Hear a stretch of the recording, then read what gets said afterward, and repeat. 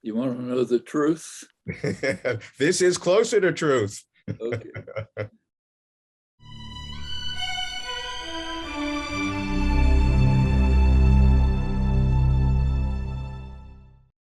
Welcome to Closer to Truth Chats. Today, I'm speaking with Noam Chomsky, the distinguished theoretical linguist, analytical philosopher, cognitive scientist, political critic, social activist, and public intellectual.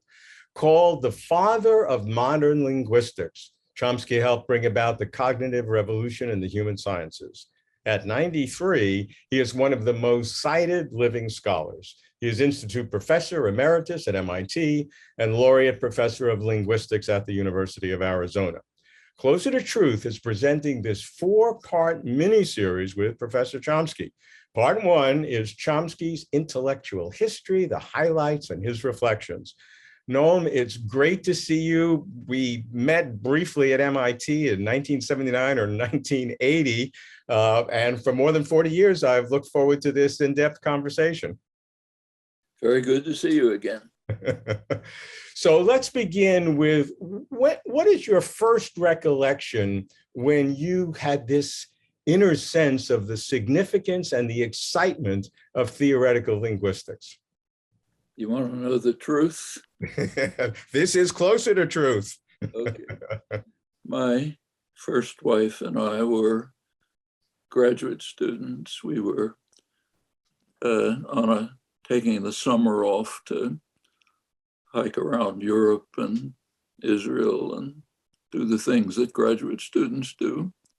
And we found this is 1953, we found naturally the cheapest ship that we could find that would go across the ocean. Turned out to be a Canadian Pacific liner from Montreal.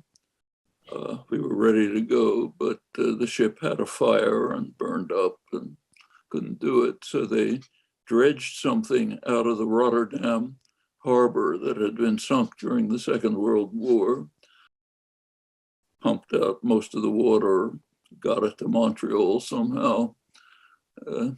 It went, but the boat listed. So if you looked out one side, you saw the sky, the other side, you saw the ocean, but it was okay. I got horribly seasick. And during one bout of seasickness, I started thinking about a certain schizophrenia that I'd been living with. On the one hand, I'd taken for granted that the fundamental work in structural linguistics, especially that of Zelig Harris, my teacher who I worked with, I'd been working very hard trying to refine the techniques and fix them up and so on. On the other hand, I was working on a kind of hobby, personal hobby of my own, undergraduate thesis, been working on it, essentially generative grammar. And I got the sudden realization that the work in generative grammar was actually getting somewhere and that the other work was a kind of a dead end. And I just went on from there. So it was on a more expensive liner, probably would have never. The listing and the nausea has led to this gigantic revolution in the world. I mean, there's a big message in that about humanity, I think. Your undergraduate thesis was on the morphophonics of modern Hebrew. What was that? That was the title, but it was basically an exercise in trying to work out principles of simplicity and explanation in linguistic theory using this particular set of data and information which was at hand. I knew the language moderately well, but the data were clear and fairly complex. So it was actually an effort to work out some of Nelson Goodman's ideas on simplicity of theory. I was studying with him at the University of Pennsylvania. He was doing very important work in this area. So it was a kind of convergence of an interest in language, an interest in foundations of science as viewed through a philosophical perspective. And this was an exercise in working them out. Basically was what later became the basis for generative grammar. The first major event which kind of exploded on the world was your book, Syntactic Structures, published in 1957. What was the transition? How did you get to that book? And what were the ideas in it that became so revolutionary? The book was actually course notes for an undergraduate course that I was teaching at MIT.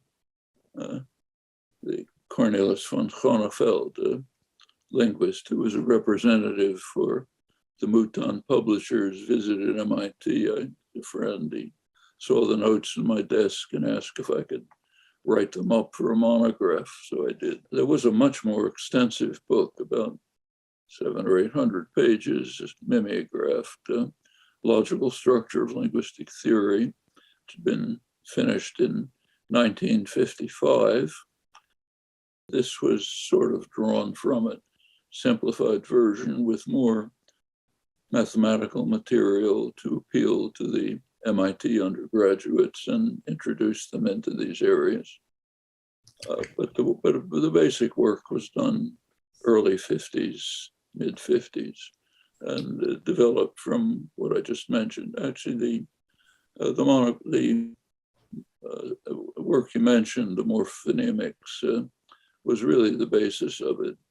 That later appeared in 1979 in a retrospective series. None of this could be published at the time. It had no connection with anything going on in the field. We'll be talking a lot about universal grammar, but what I want to understand in this part is, where did that come in terms of this timeline you're presenting, in terms of your undergraduate thesis, the 1955 major opus, the 700-800 pages, and then the 1957 book, Syntactic Structures. Where did universal grammar begin to come into the thinking? Well, universal grammar is a traditional term, but it's been reinterpreted in a new framework, in the framework that was developed in the 1950s. It became understood as the theory of the genetic basis for the language faculty. Humans have a shared language faculty. All humans, as far as we know, have essentially the same faculty of language. And it has a basis in our biological nature, ultimately genetic. And the theory of what the nature of this system is what has come to be called universal grammar. There's some similarity to the traditional notion. The traditional notion was trying to find universal principles that would hold of all languages, kind of generalizations about the nature of language. This is a little different.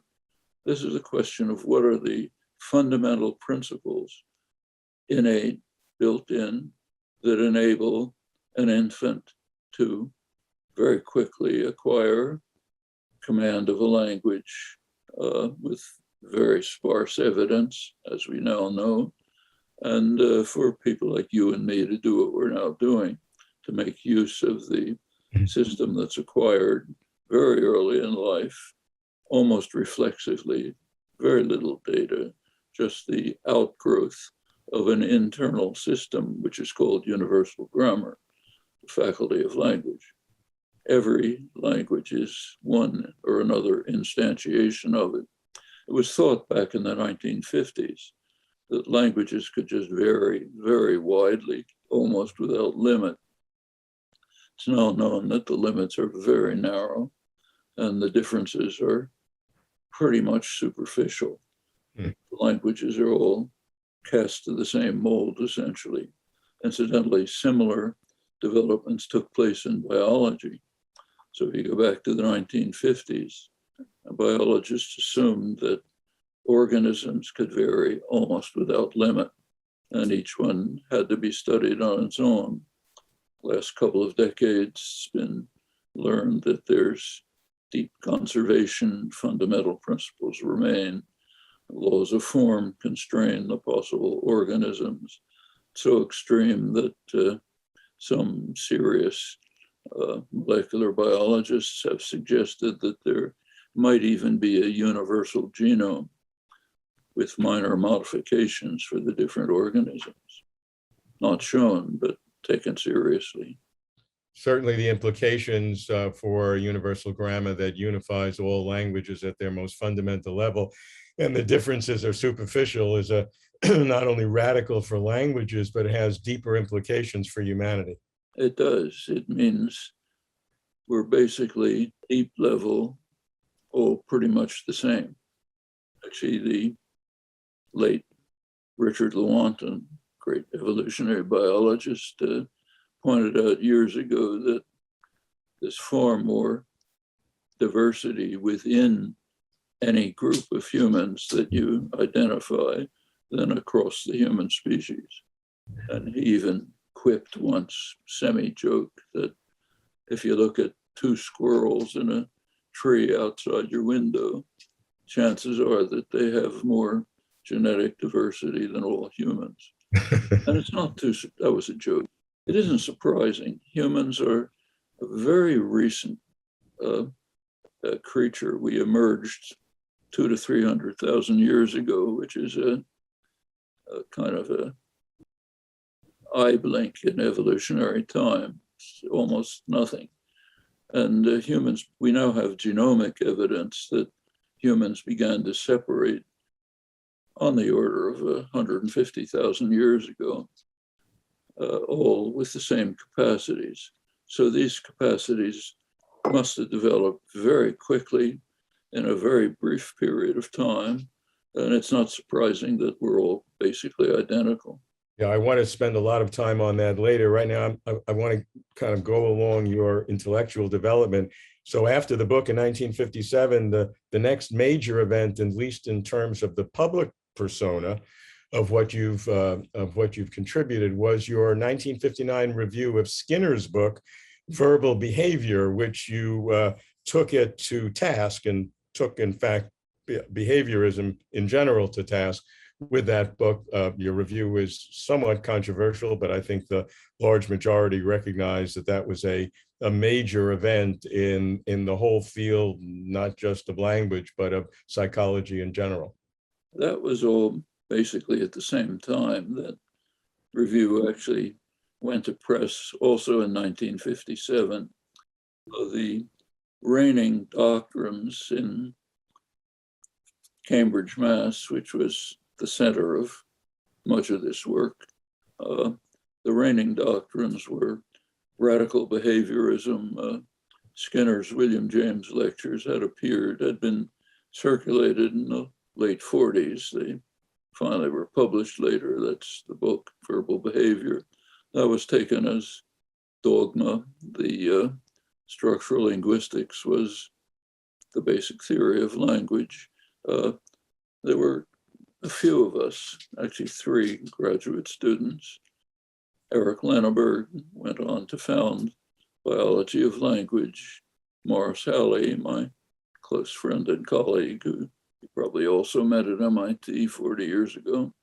The 3 of us were grad students. We just didn't believe any of it, starting in the early 50s, and worked together to try to develop a very different position, which actually had a somewhat traditional cast, things that had been forgotten. And syntactic structures and the review of verbal behavior were 2 emanations of this joint work, trying to reconstruct. That review made some people angry. Pardon?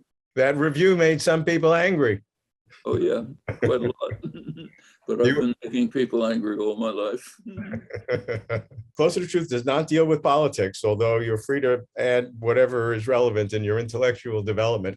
The next date that I looked at was your debate with Michel Foucault, which has been sort of canonized as this great confrontation between analytic philosophy and continental philosophy. Was it that significant?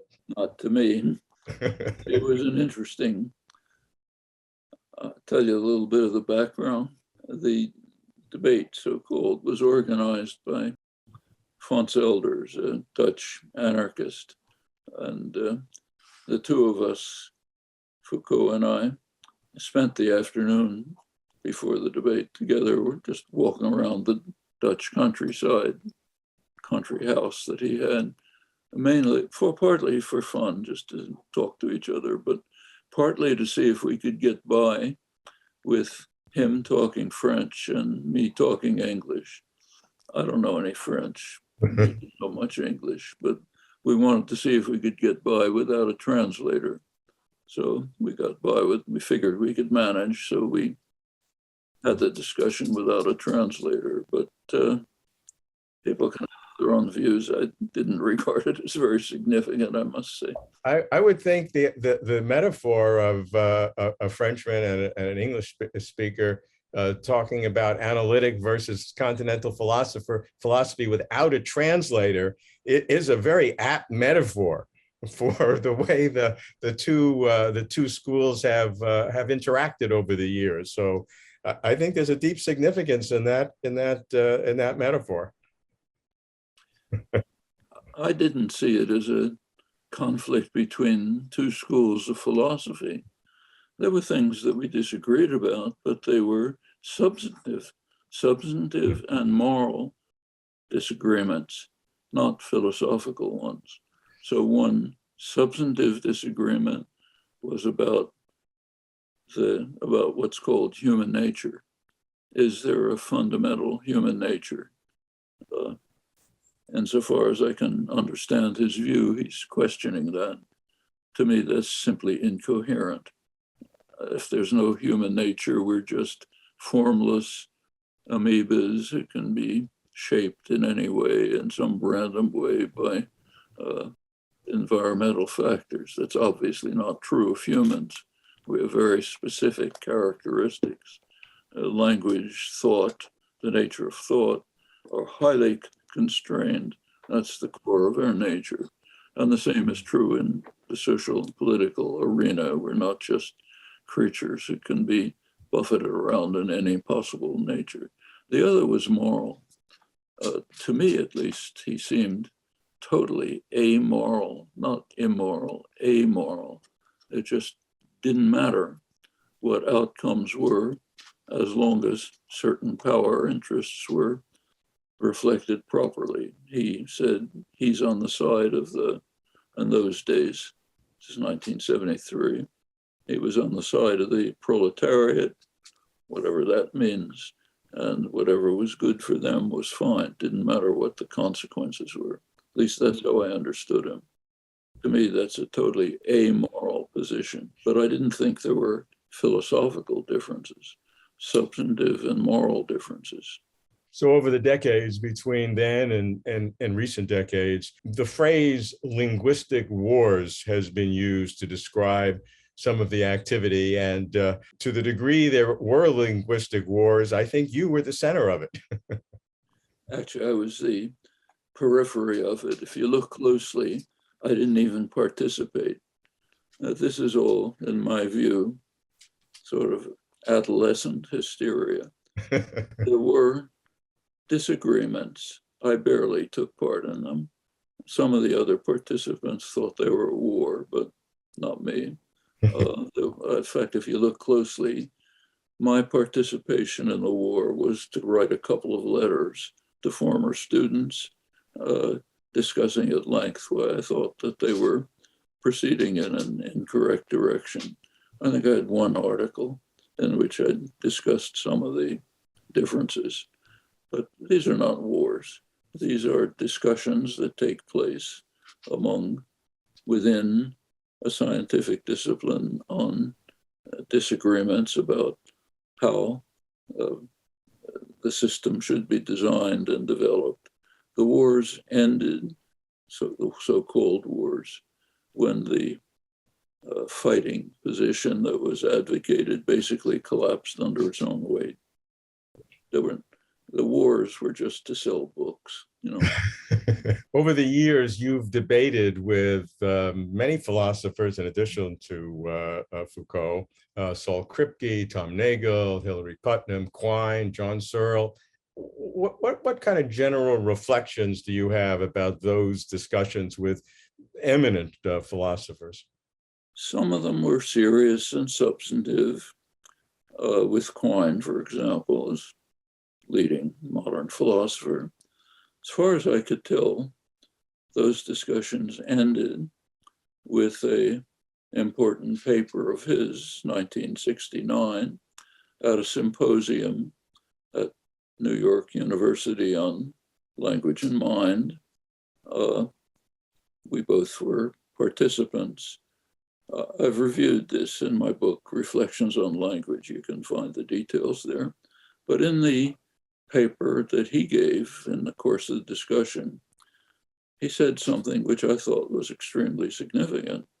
He said, we must accept whatever innate principles that carry the individual from over the hump, from data to knowledge attained, to what he called analytical hypotheses. As far as I can see, his entire conception collapses with that. That means if the innate principles are known, they can be, they're part of science, part of what he called physics. If they are what carry us over the hump to the knowledge that we attained, then the knowledge that we attained is also known, part of the sciences. Then there's no more indeterminacy of translation, no more inscrutability of reference. It all disappears. Quite interestingly, this article has disappeared from the philosophical canon. There's huge literature on Quine, naturally, as a major figure. You'll never find a reference to this, which seems to me pretty interesting and not uncharacteristic of the rather parochial character of philosophy. As we discussed before our discussion, Closer to Truth does not deal with politics. We deal with cosmology and physics and biology and consciousness, brain, mind, philosophy of religion. But I want to give it, in understanding your intellectual history, I have one question about politics. Is there a connection between your way of thinking in political theory and political activism with the work that you've done in linguistics? Or are they just two separate elements of your remarkable personality? Or is there some, pardon the expression, deep structure that connects them? The first time I've been asked this question for 70 years. The first time I agreed to answer it was in a philosophy journal in 1970. I was asked to write an article on language and freedom, in which I would connect these two things. And I started the article by saying, have some things to say about language, have some things to say about freedom, but I'm puzzled by the word "and." What do they have to do with each other? I went on with that. There's no logical connection. A person can agree with me completely on language, disagree completely on politics, perfectly consistent, and conversely. There is a thin connection, abstract connection, not a logical connection. The fundamental character of language, which was actually recognized in the early scientific revolution in a lucid way by Galileo, Arnaud, a few others.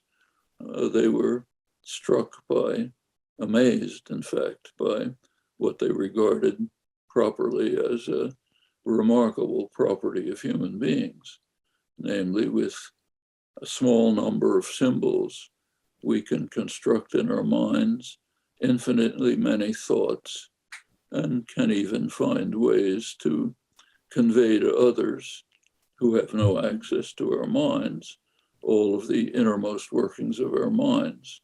They regarded this as miraculous. That's the essence of language. That's the basis for part of the basis for Descartes' postulation of res cogitans, second substance, beyond machines, beyond matter, to account for this basically creative activity. Same thought was repeated by Frege a couple centuries later, essentially the same point. Well, there's that concept of an internal capacity to act freely and creatively was extended, interestingly, during the Enlightenment and Romantic period by Wilhelm von Humboldt, others, to lay the basis of a conception of human society on the basis of the assumption that any infringement on human freedom and the human capacity to develop the person's own resources, capacities freely without constraint, any such infringement is illegitimate. So out of that, you can spin a certain conception of, in his case, classical liberalism on to further developments. So there is that kind of very abstract connection. But as I say, it's not a logical connection. Look, I appreciate that very much. I'm not going to get into politics. That's not closer to truth. But I have to say that I am a supporter of your view of unconditional freedom of speech is most important. And I appreciate your leadership in that area. Next, in part 2 of Closer to Truth's 4-part interview of Professor Noam Chomsky, we'll discuss his paradigm-shifting theories of linguistics. Thank you for watching. If you like this video, please like and comment below. You can support Closer to Truth by subscribing.